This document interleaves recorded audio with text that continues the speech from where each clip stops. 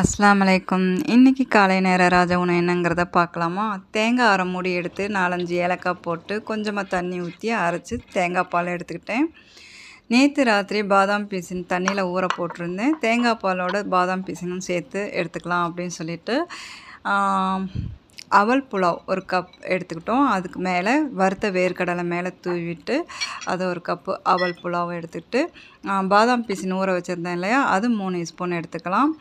ஒரு கப்புக்கு 3 ஸ்பூன் பாதாம் பீசின், 3 ஸ்பூன் சப்ஜா சீடு அதுவும் ஊற வச்சுருந்தேன். அதுவும் போட்டு வெள்ளைப்பாகு கொஞ்சமாக ஊற்றி தேங்காய் பால் 3 கரண்டி விட்டுக்கலாம். ரொம்ப அருமையாக இருக்கும். நீங்களும் ட்ரை பண்ணி பாருங்கள்.